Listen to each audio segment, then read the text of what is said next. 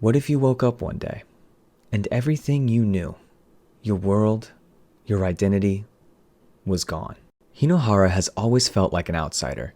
He's kind, quiet, and talented in sports, but none of that seems to matter when you're the favorite target of the school bullies.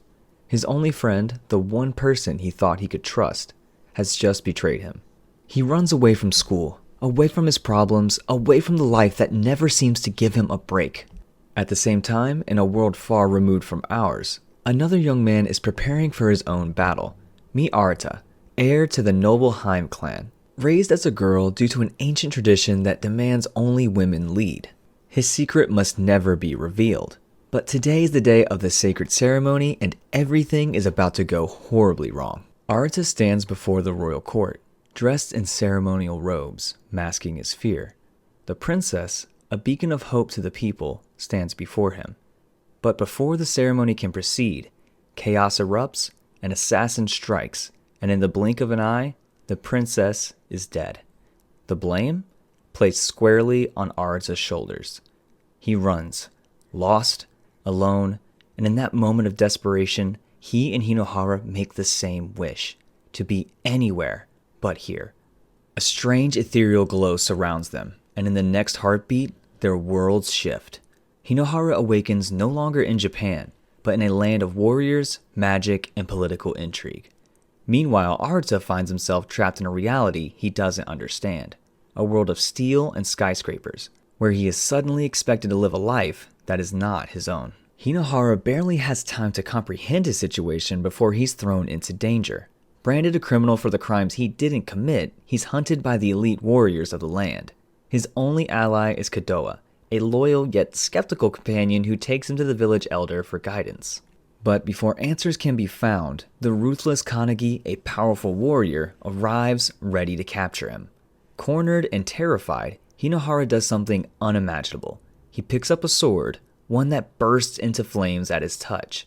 It's not just any weapon, it's Tsukio, an ancient and powerful Hayagami, basically God's weapon. The fire within the blade mirrors something inside him, a power he never knew existed. For the first time in his life, Hinohara fights back, and he wins. But the victory is fleeting. More enemies loom on the horizon, and the weight of his new identity presses down on him. He is now a Shinsho, a chosen warrior of this land, and his destiny is no longer his own. Meanwhile, Arata is struggling in the modern world. Hinohara's family knows something is off, but they hesitate to confront him, hoping he'll simply get better. At school, Arata faces the same bullies who tormented Hinohara, but unlike Hinohara, he doesn't cower. He stands tall, challenges them, and in doing so, changes the dynamic of Hinohara's entire existence without even realizing it. But not everyone is willing to accept this new version of Hinohara, especially not Kadawaki, the ringleader of Hinohara's bullies. Consumed by jealousy and rage, Kadawaki's hatred festers until it reaches a breaking point. And then he too is pulled into the world of 𝐸ᴏᴜᴜ. Back in 𝐸ᴏᴜᴜ, Hinohara and his allies continue their journey to clear his name. Along the way, they encounter warriors, uncover betrayals, and face the growing threat of Akachi, a ruthless Shinsho who seeks to remake the world in his image. But none of that compares to the battle that awaits him when Kadawaki arrives. For Hinohara, it's a nightmare come to life. The very person who made his real-world existence miserable has now followed him here.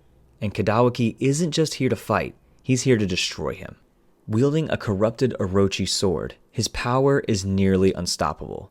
Their battle shakes the land itself. Flames and steel clash, the echoes of their past lives bleeding into the battlefield. But this time, Hinohara refuses to run. He fights not just for himself, but for the friends he's made, for the land that has given him a second chance, and for the person he's becoming. And in that moment, he truly awakens. Kadawaki is defeated, but not destroyed. He vanishes into the shadows, vowing to return stronger. Hinohara, no longer just a high school student, he now stands as a warrior with a purpose. His journey isn't over. To save Iwakuni, he must face the 12 Shinsho, each ruler holding dominion over a part of the land. With his allies by his side, he sets forth not just to clear his name, but to bring justice to a world on the brink of chaos. And as for Arata, his own story in the modern world is just beginning. With that said, thanks for watching, and until next time.